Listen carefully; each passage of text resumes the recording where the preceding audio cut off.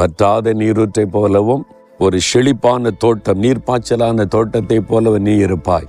அப்போ நீங்கள் அநேகருக்கு நன்மை கொடுக்கிற, அநேகரை மகிழ்ச்சியாக்குகிற, அநேகருக்கு உதவி செய்யும்படி கர்த்தர் உங்களை ஆசீர்வாதத்தை செழிப்பாக்குவாராம். நானே வறண்டு கிடக்கிறேன், ஒரு ஆசீர்வாதம் இல்லை, நன்மை இல்லை அப்படின்னு நினைக்கிறீங்களா? இல்லை. இனிமேல் உங்களுடைய வாழ்க்கை நீர்ப்பாய்ச்சலான தோட்டத்தை போல செழிப்பாய் மாறிவிடும். வற்றாத நீரூற்றை போல வர்றவங்கெல்லாம் அள்ளி அள்ளி குடிச்சு திருப்தியாக போவாங்க. அந்த மாதிரி கர்த்தர் உங்களை அநேகருக்கு ஆசீர்வாதமாய் மாற்றுவாராம். விசுவாசிக்கிறீங்களா? இந்த வாக்குத்தத்தம் எனக்குரியது. நீர் வாக்கு கொடுத்தபடி என்னையும் அநேகருக்கு ஆசீர்வாதமாய் இருக்கும்படி ஆசீர்வதிங்க. அப்படி கேளுங்க, ஆண்டவர் ஆசீர்வதிச்சிருவார். ஜெபிக்கலாமா?